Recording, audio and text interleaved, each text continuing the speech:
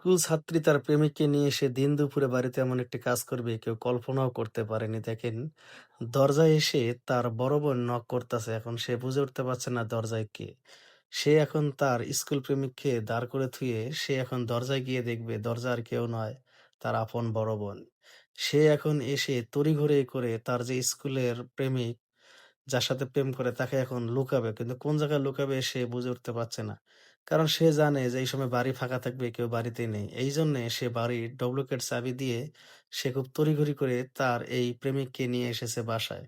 কিন্তু এসেই সে খেয়েছে ধরা। কথায় আছে ১০ দিন চোরের ১ দিন শাওদের। আমি প্রত্যেকটা অভিভাবককে অনুরোধ করব আপনারা যদি পারেন এই ভিডিওটা শেয়ার করে দিবেন। কারণ অন্য অভিভাবক দেখে একটু হলে সতর্ক থাকবে যে আপনার সন্তান যখন স্কুলে যাচ্ছে কার সাথে আপনার সন্তান বেশি মেলামেশা করতেছে বা কার সাথে আপনার সন্তান চলাফেরা করতেছে, এই জিনিসগুলো অবশ্যই আপনার খেয়াল রাখবেন।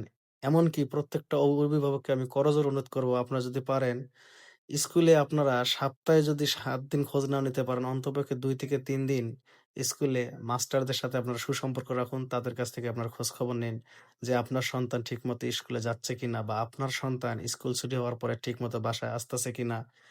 এই জিনিসগুলো আপনারা খোঁজখবর রাখুন। তাহলে আপনার আমার সন্তান হয়তো এইরকম বেফলে যাবে না বা এই ধরনের চিন্তা কখনো করবে না। দেখেন, বাড়ি ফাঁকা পেয়েছে সে এই সুযোগে তার স্কুল প্রেমিককে নিয়ে এসেছে বাসায়। একটাবার চিন্তা করেন এই ছেলেমেয়েদের বয়সে বা কতটুক? এরা সবেমাত্র হাই স্কুল পড়ে। এদের জীবনে সামনে কিন্তু আরো লম্বা পথ পাড়ি দিতে হবে। কিন্তু এর মধ্যে যদি এই ধরনের চিন্তা তারা মাথায় নিয়ে আসে তাহলে বোঝেন যে এরা কোন লেভেলে চলে যাচ্ছে। এইজন্য আমি প্রত্যেকটা লোককে অনুরোধ করব, যদি পারেন প্লিজ ভাই ভিডিওটা শেয়ার করে দিবেন। শেয়ার করে দিবেন এইজন্যে কারণ কারো না কারো উপকার হবে যে হ্যাঁ, আমরা বাড়ি যখন ফাঁকা রেখে যাই, আমাদের সন্তানের হাতে আমরা চাবি দিয়েছি বা সন্তান আরেকটা চাবি বানিয়েছে। সে কি করে? দেখা যায় যখন বাড়িতে কেউ নাই সে তো আগে থেকে জানে। হুট করে দেখা যায় বাড়িতে কাউকে না কাউকে নিয়ে আসে। এইজন্য আপনাদের বাড়ির যে যদি দারোয়ান থাকে দারোয়ানকে বলে দিবেন যে আপনার ছেলে হোক বা মেয়ে হোক তার সাথে অন্য কেউ এসেছে কিনা আপনাদের যেন সাথে, সাথে ইনফর্ম করে। বা দেখা যাচ্ছে যে আপনার সন্তান যখন বাসায় আসলো তার তড়িঘড়ি করা এই জিনিসগুলো চেক করুন বা আপনার সন্তানের মোবাইলে কেউ ফোন দেয় নাকি? আপনার সন্তানকে আপনি দেখবেন যে ইমো, WhatsApp বা মেসেঞ্জার এসব চালায় কিনা? এদের কার সাথে বেশি কথা বলে? এই জিনিসগুলো আপনারা প্রত্যেকটা অভিভাবকের দায়িত্ব। আমি বলি না কিন্তু কারো সন্তান খারাপ তা না। সবারই সন্তান ভালো। কিন্তু মাথার মধ্যে কুবুদ্ধি ঢুকতে কতক্ষণ? এইজন্য আমি করজোড়ে অনুরোধ করব। আপনারা আপনাদের সন্তান, আমাদের সন্তান সবাইকে সতর্ক রাখুন। অবশ্যই সন্তানকে গার্ড দেওয়ার দায়িত্ব প্রত্যেকটা অভিভাবকেরই। তাই আপনারা দেখবেন আপনাদের সন্তান কার সাথে বেশি চলাফেরা করতেছে। আজকে দেখেন যদি তার বড় বোন বাসায় আসতে একটু দেরি হতো তাহলে হয়তো এই মেয়েটার একটা অঘটন ঘটেও যেতে পারত।